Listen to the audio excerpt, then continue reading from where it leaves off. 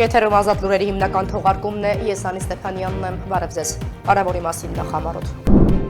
Միացյալ Նահանգների պետքարտուղարությունը թարմացրել է իր Ադրբեջանի համար ճանապարհորդական նախազգուշացումը։ Այն երկրորդ մակարդակից բարձրացվել է երրորդ մակարդակի, ահաբեկության, զինված հակամարտության և ականապատ տարածքների վտանգի պատճառով։ Մերձավոր Արևելքում իրավիճակը շարունակում է լարված մնալ, փոխադարձ հարվածները չեն դադարում։ Միացյալ Նահանգների նախագահը հայտարարել է այսօր իրականացվելիք հարձակումների նոր ալիքի մասին։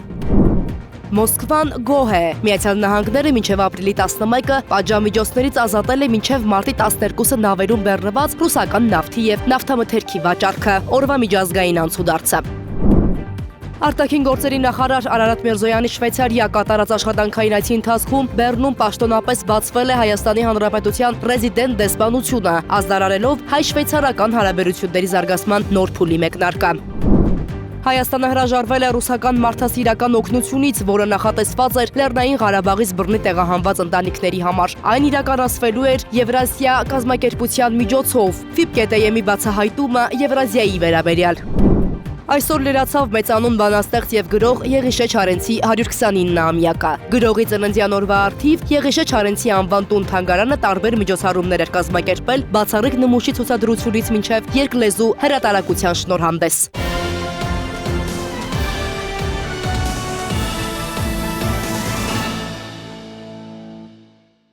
Միացյալ Նահանգների պետքարտուղարությունը թարմացրել է իր Ադրբեջանի համար ճանապարհորդական նախազգուշացումը։ Այն երկրորդ մակարդակից բարձրացվել է երրորդ մակարդակի։ Սա փոխարինում է 2025 թվականի մայիսի 21-ին հրապարակված նախորդ ճանապարհորդական նախազգուշացմանը։ Ռիսկի ցուցանիշների մեջ փոփոխություններ չեն եղել՝ ահաբեկություն, զինված հակամարտություն և ականապատ տարածքների վտանգ։ Ընդգծվում է, որ Ադրբեջանի որոշ տարածքներում ռիսկը բարձրացել է։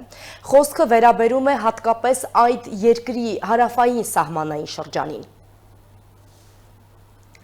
Մերձավոր Արևելքում իրավիճակը շարունակում է լարված մնալ, փոխադարձ հարվածները չեն դադարում։ Թեհրանը հայտարարում է թիրախավորելու է տարածաշրջանում ամերիկյան նավթագազային ենթակառուցվածքները։ Իրանի նոր գերագույն առաջնորդ Մոջթաբա Խամենեին իր հերթին խոստացել է վրեժ լուծել Միացյալ Նահանգներից և Իսրայելից, իսկ Միացյալ Նահանգների նախագահը հայտարարել է այսօր իրականացվելիք հարձակումների նոր ալիքի մասին։ Մենք ամբողջությամբ ոչնչացնում ենք Իրանի ահաբեկչական ռեժիմը, որը 47 տարի շարունակ սպանել է անմեղ մարդկանց ամբողջ աշխարհում, և հիմա ես, որպես Ամերիկայի Միացյալ Նահանգների 47-րդ նախագահ, ոչնչացնում եմ նրանց։ Ասել է նա, ի դեպ Իրանի զինված ուժերը շարքից հանել են ամերիկյան Աբրահամ Լինքոլն ավիակիրը, պնդել է Խաթամ ալ-Անիբա հրամանատարության մամուլի խոսնակը, նշելով, որ ավիակիրը լքել է տարածաշրջանը և վերադառնում է Միացյալ Նահանգներ։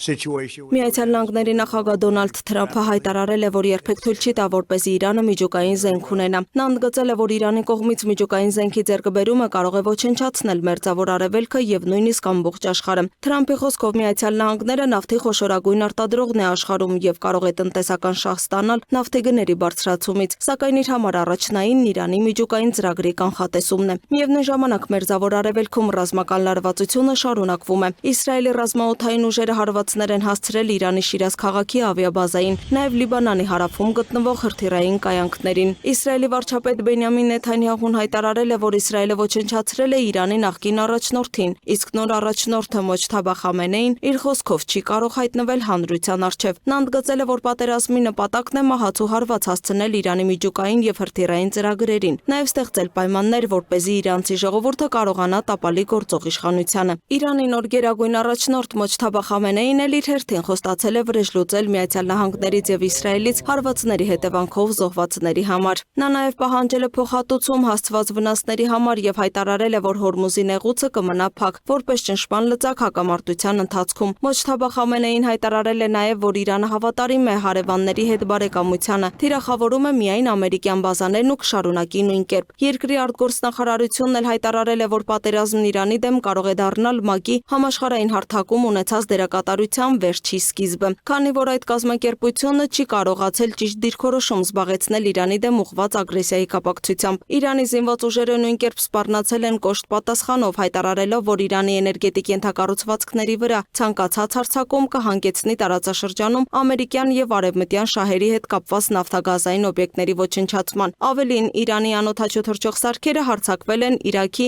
Էրբիլ քաղաքում գտնվող ռազմական բազայի վրա, որի հետևանքով վիրավորվել է առնվազն 6 ֆրանսիացի զինվոր։ Միևնույն ժամանակ Պենտագոնը հայտարարել է, որ Իրաքի երկնքում էպիկական կատաղություն գործողության ընթացքում կործանվել է ամերիկյան լիցքավորող ինքնաթիռ։ Իրանն էլ հայտարարել է, որ ինքն է խոցել այն հակաօդային պաշտպանության համակարգերի միջոցով, ինչի հետևանքով անձնակազմի բոլոր անդամները զոհվել են։ Մինչև ռազմական գործողությունները շարունակվում են, Ռուսաստանը կոչ է արել Միացյալ Նահանգներին եւ Իսրայելին դադարեցնել պատերազմը Իրանի դեմ եւ վերադառնալ բանակցությունների սեղան։ Թուրքիան եւս հայտարարել է, որ Անկարան թույլ չի տա Իրանում քաղաքացիական պատերազմ հրահրել։ Նշվում է, որ Թուրքիան դեմ է Իրանի ներսում անջատողական սցենարների իրականացմանը եւ աջակցում է տարածաշրջանում պատերազմի անհապաղ դադարեցմանը։ Այս ֆոնին Իրանը հայտարարել է, որ Հորմուզի նեղուցով անցնող նավերը պետք է համակարգեն իրենց գործողություններն Իրանի նավատորմի հետ։ Թեհրանը նաեւ շեշտել է, որ նեղուցը կարող է օգտագործվել որպես կարևոր ռազմավարական լծակ հակամարտության ընթացքում։ Լուսինե Գրիգորյան, Free News, Ազատ լուրեր։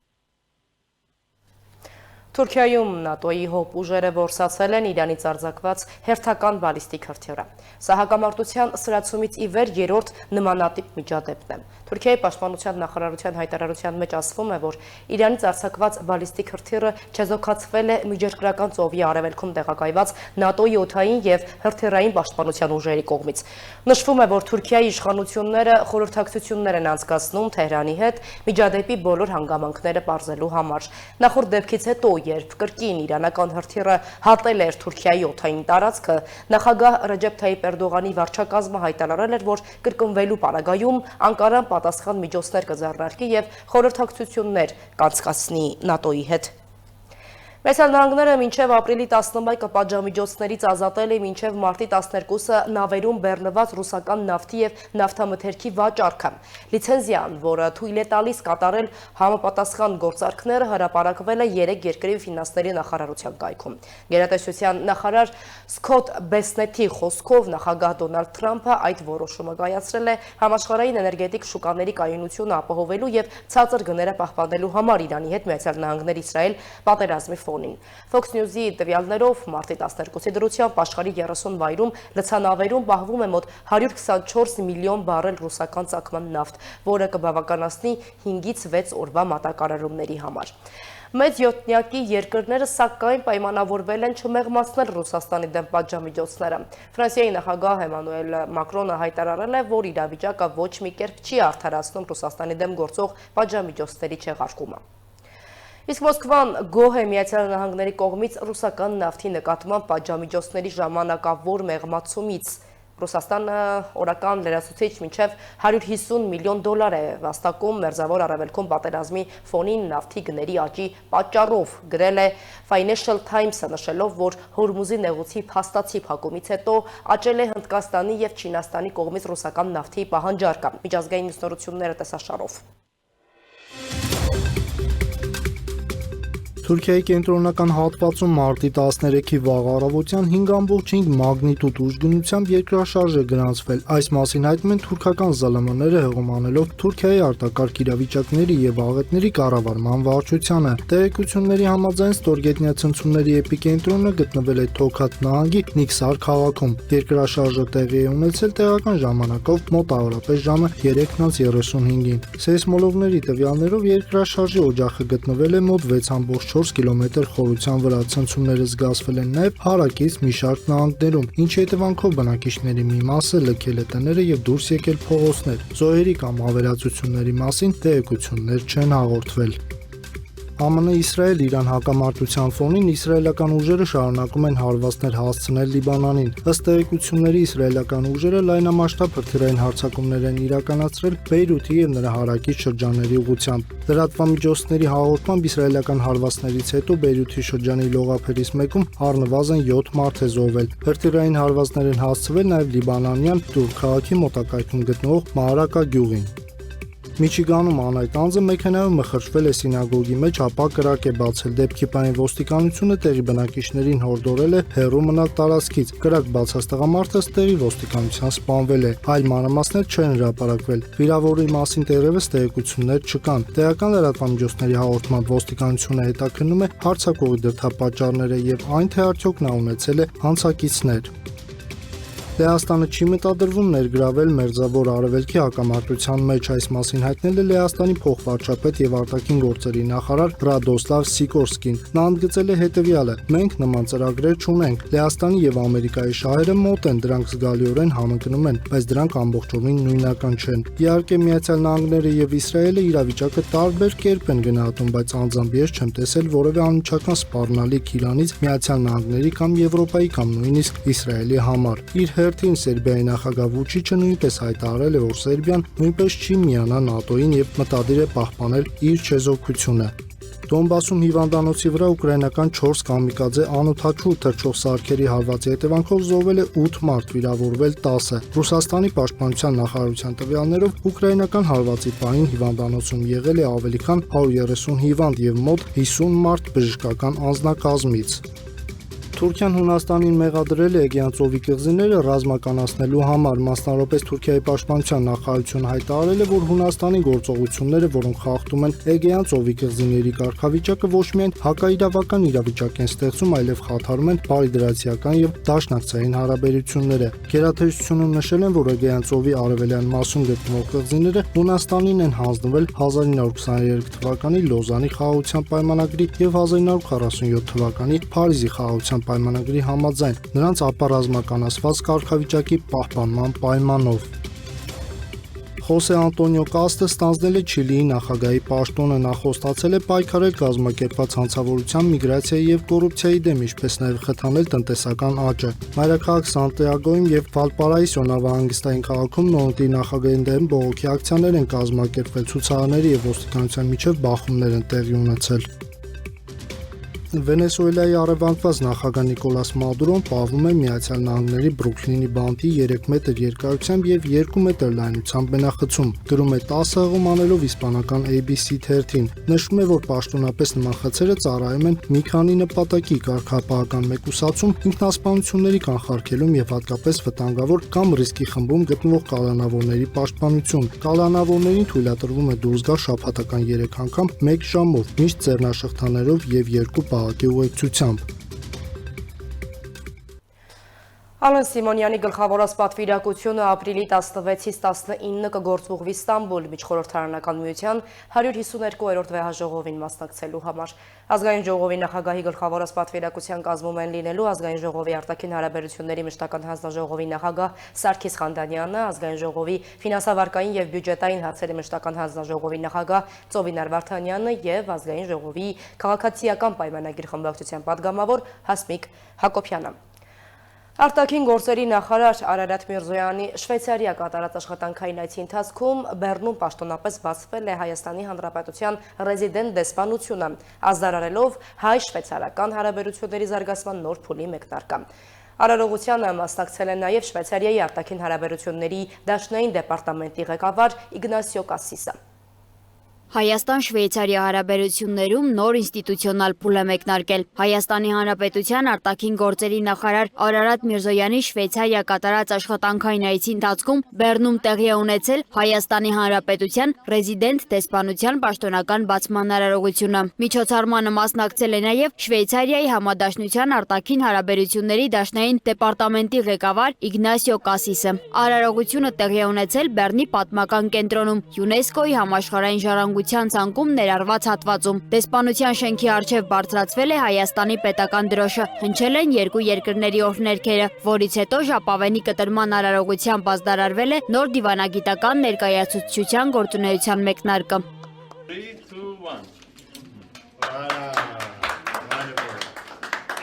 Thank you so much. Արարատ Միրզոյանի խոսքով, եթե մինչև այժմ հայկական դիվանագիտական ներկայությունը հիմնականում կապվում էր Ժնևի հետ, ապա այժմ այն տեղափոխվում է նաև Շվեյցարիայի քաղաքական կենտրոն Բեռն, ինչը կարող է ավելի անմիջական դարձնել շփումները պետական հաստատությունների, գործընկեր կառույցների եւ քաղաքական շրջանակի միջև։ Միրզոյանը շեշտել է, որ Բեռնում դեսպանության բացումը երկու երկրների բարեկամական հարաբերությունների տրամաբանական շարունակությունն է։ Նրա խոսքով այս ներկայացուցչությունը պետք է դառնա ոչ միայն քաղաքական կապերի ամրապնդման, այլև գործարար հասարակական ու մարդկային նոր կապերի ձևավորման հարթակ։ Այս նոր դեսպանությունը Բեռնում կդառնա Հայաստանի դիվանագիտության եւս մեկ կարևոր հանգրվան, միաժամանակ ծառայելով որպես կամուրջ, առավել ամուր կապելով մեր կառավարությունները, մեր հաստատությունները, գործարար համայնքները եւ ամենակարևորը մեր ժողովուրդներին։ Շվեյցարական կողմը ևս ընդգծել է, որ Հայաստանի դիվանագիտական ներկայությունը դաշնային մայրաքաղաքում հնարավորություն կտա ընդլայնել երկկողմ օրակարգը եւ ավելի սերտացնել աշխատանքը երկու երկրների պետական համակարգերի միջև։ Իգնասիո Կասիսի գնահատմամբ նոր դեսպանությունը կարող է լրացուցիչ խթան դառնալ հարաբերությունների ինստիտուցիոնալ ամրապնդման համար։ Դաշնային մայրաքաղաքում Հայաստանի ներկայությունը հնարավորություն կտա առավել սերտ գործակցություն զարգացնել մեր հաստատությունների միջև եւ ել ավելի ամրապնդել հարաբերությունները մեր երկու երկրների միջև։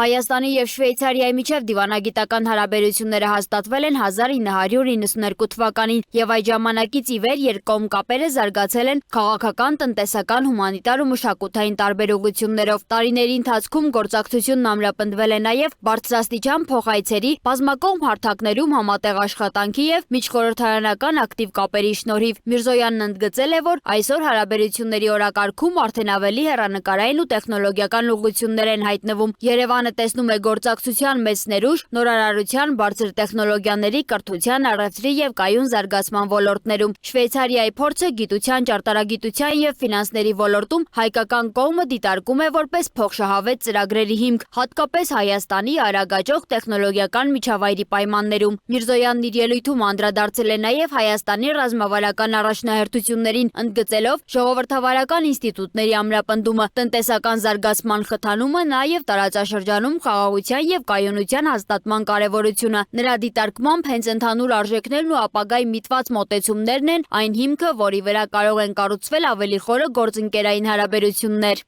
Ամեն անգամ, երբ վերադառնում եմ Շվեյցարիա, այն ինձ ավելի շատ է տուն հիշեցնում, քան տարվա ընթացքում մեր այցելած որևէ այլ վայր։ Պատճառն ակնհայտ է՝ հիասքանչ լեռնային տեսարանն ու բնությունը, որոնք շատ նման են Հայաստանին, նաև ավանդույթների նկատմամբ հարգանքը։ Հայ-շվեյցարական հարաբերությունների զարգացման գործում Միրզոյանն ընդգծել է հատկապես Շարլ Ազնավուրի դերակատարությունը։ Կցանկանայինք առանձնահատուկ հարգանքի տուրք մատուցել Շարլ Ազնավուրին, որն իր արժանապատվությամբ ու մարդասիրությամբ մարմնավորել է Հայաստանի եւ Շվեյցարիայի միջև կենթանի կապը, նշել էր արտգործնախարարը։ Սոնա Գիշյան, Free News, Ազատ լուրեր։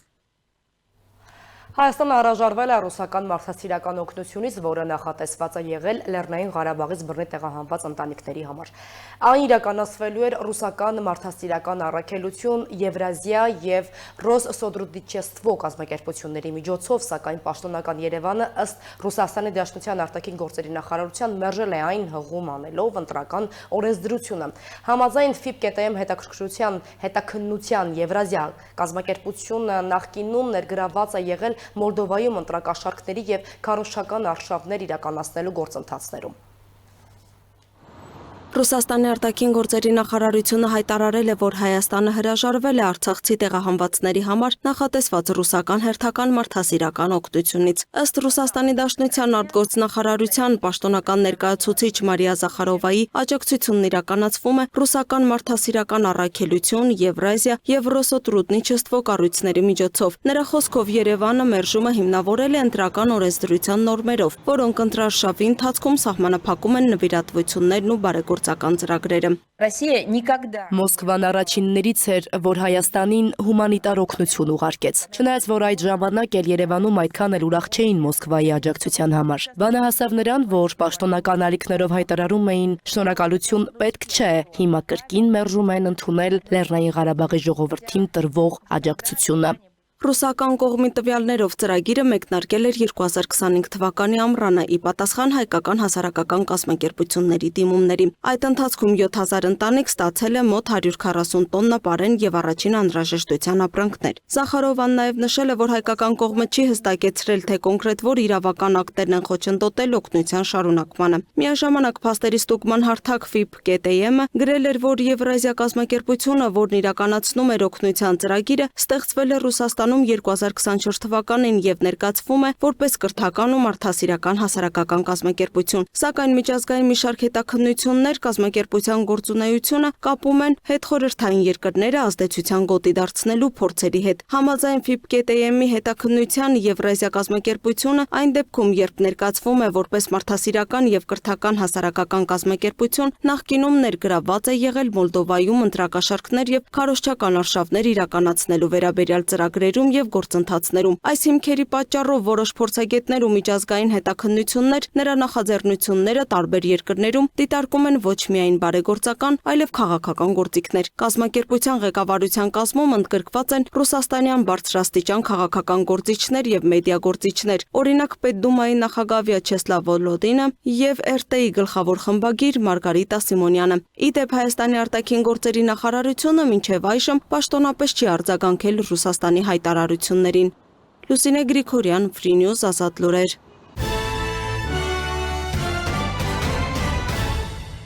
Այսօր լրացավ մեծանուն բանաստեղծ եւ գրող Եղիշե Չարենցի 129-ամյակը։ Գրողի ծննդյան օրվա առթիվ Եղիշե Չարենցի անվան տուն-թանգարանը տարբեր միջոցառումներ էր կազմակերպել բացառիկ նմուշի ցուցադրություններից մինչև երկլեզու հրատարակության շնորհանդես։